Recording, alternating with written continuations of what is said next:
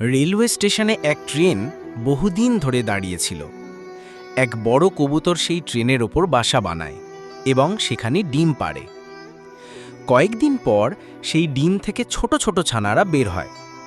কবুতরটি ছিল খুব খুশি। একদিন কবুতরটি খাবার খুঁজতে বের হয়।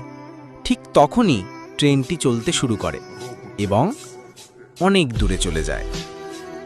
কবুতর ফিরে এসে দেখে ট্রেনটি আর সেখানে নেই। সে খুব দুঃখিত হয়ে নিজের ছানাদের খুঁজতে থাকে, কিন্তু ট্রেন চলে গেছে। কবুতরটি হতাশ হয়ে এক গাছের ডালে বসে থাকে, চোখে অশ্রু। তখন হঠাৎ সেই ট্রেন আবার ফিরে আসে সেই স্টেশনে। কবুতরটি খুব খুশি হয়ে ছানাদের কাছে পৌঁছে যায়। তারপর কবুতরটি আর কখনো ট্রেনের উপরে বাসা বানাবে না। সে এবার গাছের উপরে নিজের নতুন বাসা তৈরি করে। কিন্তু তারপরে সে কাঁদতে থাকে, কারণ সে মনে করে তুমি এখনো লাইক করনি, সাবস্ক্রাইবও করনি।